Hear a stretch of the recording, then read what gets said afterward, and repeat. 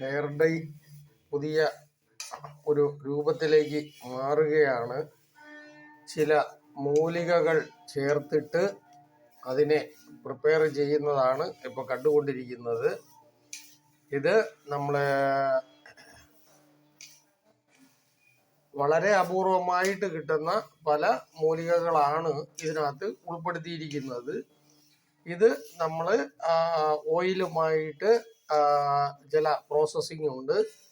അത് കഴിഞ്ഞ് ആ ഓയിലാണ് നമ്മൾ പുറത്തേക്ക് കൊടുക്കുന്നത്.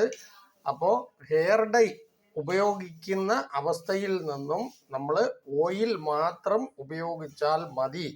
ഹെയർ ഡൈ ഉപയോഗിക്കുന്നത് കൊണ്ട് കണ്ണിൻ്റെ കാഴ്ച അതുപോലെ തന്നെ മറ്റു പല പ്രോബ്ലംസും ഉണ്ടാകുന്നതായിട്ട് വളരെയധികം കുറേ വാർത്തകൾ വന്നുകൊണ്ടിരിക്കുന്നു.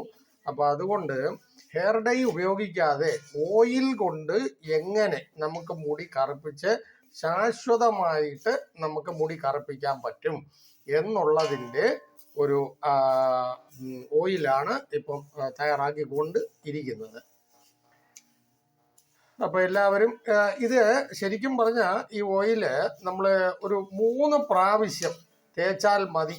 വളരെയധികം നീണ്ട ഒരു കാലയളവ് മുടി നല്ല കട്ട കറുപ്പായിട്ട് തന്നെ ഇരിക്കും എന്നുള്ളതാണ് അനുഭവത്തിൽ നിന്നും നമുക്ക് മനസ്സിലാക്കാൻ പറ്റിയിട്ടുള്ളത്. ഇത് ഒരുപാട് പേർക്ക് കൊടുക്കുന്നുണ്ട്.